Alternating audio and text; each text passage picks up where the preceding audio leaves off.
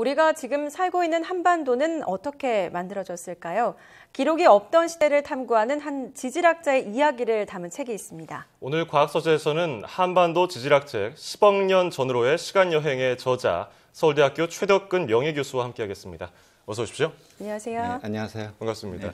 제가 지질학자에 대한 선입견이 있었나 봐요. 이게 바깥으로 돌아다니다 보면은 피부가 많이 탈 것 같은데 피부가 굉장히 좋으시네요. 그래요? 굉장히 멋있습니다. 네. 자, 10억 년 전으로의 시간 여행. 상상만 해도 까마득한 시간인데요. 네. 어떤 책입니까?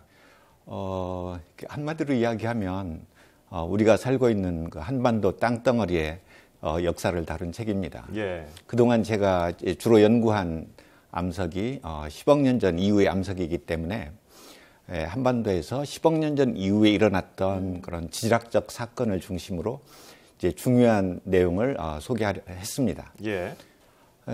제가 2년 전에 2013년에 한반도 형성사라는 제목의 책을 발간을 했는데요. 그 책은 이제 지질학을 전공한 사람들을 위한 전문 서적이기 때문에 일반인들이 읽기는 좀 어려워요. 예. 그런데 저는 이제 일반인들에게도 우리 한반도 그 땅덩어리의 역사를 알리고 싶었고, 그래서 이 책을 쓰게 된 동기가 되겠습니다. 모든 사람들이 이해할 수 있는 그런 책을 쓰고 싶으셨던 것 같은데, 그렇습니다. 그렇다면 지금의 모습을 띠고 있는 한반도는 언제, 어떻게 만들어진 건가요? 이제 그건 좀 이야기가 길 수도 있는데, 한 2억 5천만 년 이전에는 우리나라 땅덩어리가 크게 세 덩어리로 저는 나눠져 있었다고 생각해요. 예. 그게 이제 2억 5천만 년 전에 합쳐지면서 이제 이 동아시아의 골격, 또 우리 한반도의 골격을 만들었는데, 현재와 같은 한반도의 땅덩어리가 만들어진 것은 동해가 형성되고 난 후예요. 근데 동해는 언제 형성되기 시작했냐면 약 한 3천만 년 전부터 시작이 돼서 동해가 완전히 바다로 만들어진 것은 한 2,400만 년 전이에요.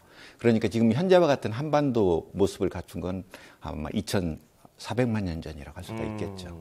정말 간략하게 한반도 형성 과정을 설명해 주셨는데 기본 단위가 1,000만 년 되니까요. 그렇죠. 지질 조사가 굉장히 신비로우면서도 어렵지 않나 생각이 드는데, 근데 책에서 또 재밌는 걸 언급하셨어요. 거창한 도구가 필요 없다고 하셨는데, 그렇죠. 그러면 어떻게 지질학을 연구합니까? 그러니까 우리가 이제 야외 조사를 하는 것은 이제 암석을 만나면서 시작되거든요.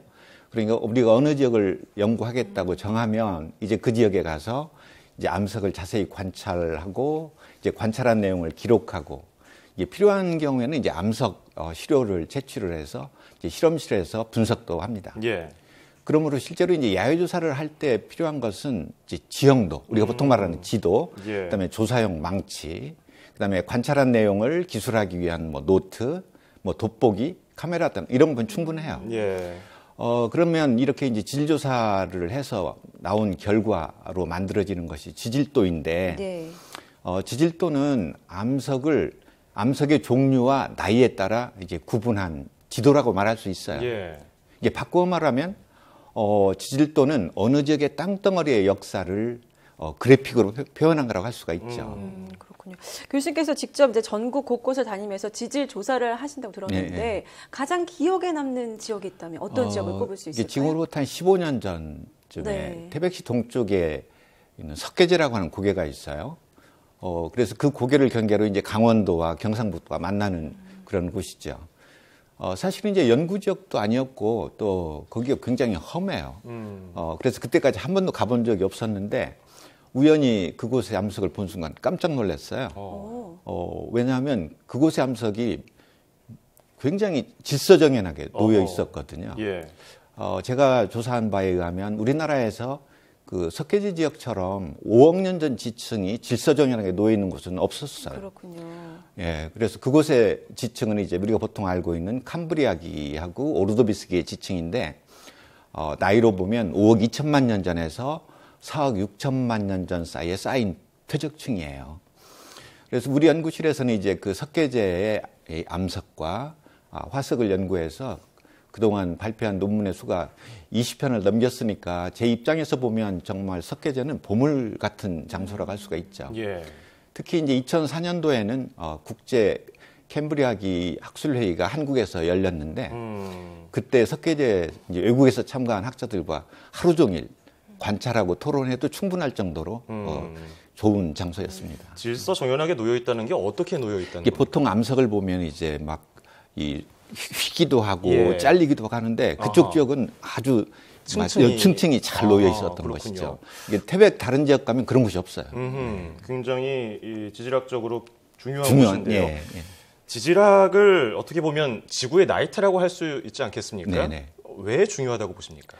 그러니까 우리가 일반적으로 지질학의 실용적 중요성을 얘기를 하면 예. 우리 생활에 직접적으로 이제 뭐 유용한 뭐 광물 자원을 찾는달지 또는 국토 개발에 어떤 자료를 얻는달지 또는 환경 보존 등에 이제 이용할 수 있다고 말할 수 있겠죠, 일반적으로. 예. 그렇지만 저는 개인적으로 지질학의 학문적 중요성이 더 중요하다고 생각하는데 우리가 살고 있는 지구에서 현재 일어나고 있고 또는 일어났던 과거의 자연 현상을 정확히 이해하는 일이 더 중요하다고 생각합니다. 예.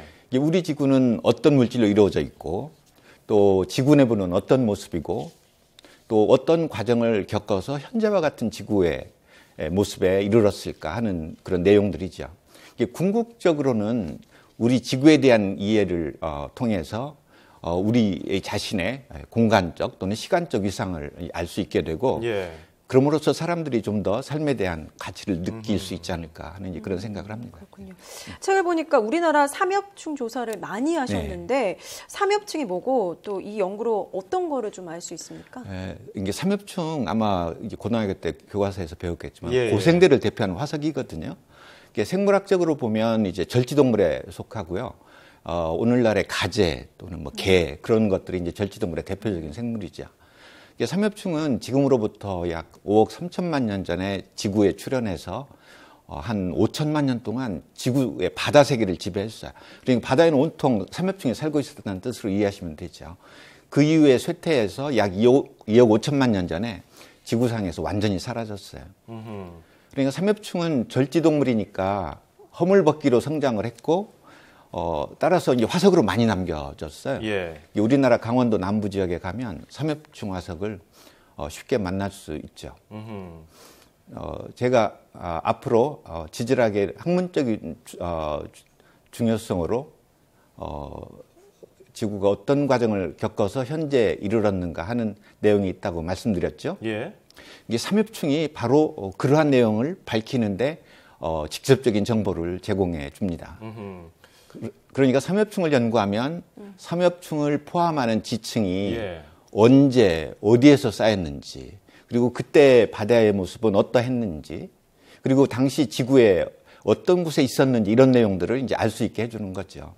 요약하면 우리나라 삼엽충을 연구하면 5억 년 전 한반도가 어떤 모습이었는지 알게 해준다는 거죠. 또 생물학적인 측면에서 보면 삼엽충이 어떻게 진화했는가 하는 내용도 알 수 있거든요. 좀 더 이제 확대해서 설명하면 생물의 진화 계통을 밝힘으로써 현재 지구상에 살고 있는 생물계가 어떻게 이루어져 왔는지 그러한 과정을 이해하는 데도 도움을 줍니다. 단순히 한 오래된 생물의 그냥 화석에 지나친 게 아니고 그 모든 것과 연관되어 있군요. 자, 제가 책에서 또 자극적인 내용을 봤습니다. 현재 판 운동을 본다면 언젠가는 동해가 사라질 것이라는 분석을 하셨는데요. 어떻게 사라집니까? 실제로 그 이제 제가 연구했다기보다도 오히려 다른 분들이 이제 연구를 했는데 이제 그 내용을 설명을 하면 현재 판 구조도를 보면 동쪽으로는 태평양판이 있고요. 남쪽으로는 필리핀 해판이 있어요. 근데 이 판들이 모두 서쪽으로 굉장히 빠르게 움직이고 있거든요. 그래서 그 움직임 때문에 결국 유라시아 대륙이 밀리는 거죠. 그렇군요. 그래서 우리 동해가 수축하기 시작한 때가 약 1200만 년 전으로 알려져 있어요. 그래서 만약 이러한 움직임이 계속된다면 결국은 동해는 수축해서 사라지게 되겠죠. 네, 과거도 지금 살펴볼 수 있고 미래도 지금 예측해보는 아주 중요한 항목이 지질학인데 앞으로 우리나라 지질학이 노력해야 될 점이 있다면 어떤 것들이 있습니까? 우리나라 지질학과 관련해서 이제 제가 생각할 때 좀 더 노력해야 할 점은 좀 더 이 학문적으로 좀 더 근본적이고 기초적인 문제를 밝히는데 연구를 좀 했으면 좋겠어요. 제가 앞에서 왜 지질도에서 보면 암석의 종류와 나이가 표현되어 있기 때문에 지질도를 보면 땅덩어리 역사를 알 수 있다고 그랬잖아요.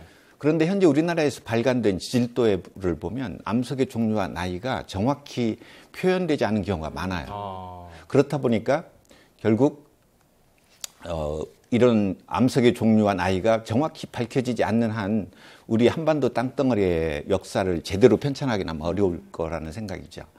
제가 2년 전에 한반도 형성사를 썼고 또 이번에 10억 년 전으로의 시간여행에서 한반도 땅덩어리 역사를 다루긴 했지만 아직도 미흡한 부분이 무척 많아요. 네. 이게 그러한 미흡한 부분을 해결하기 위해서는 뭐 암석의 생성 과정과 또 그 나이를 밝히기 위한 지질학에서 가장 기초적인 연구가 선행돼야 한다고 생각합니다. 예.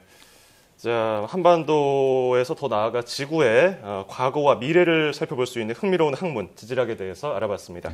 자, 지금까지 10억 년 전으로의 시간여행 저자, 서울대학교 최덕근 명예교수와 함께했습니다. 오늘 말씀 고맙습니다. 고맙습니다. 네, 감사합니다. 네.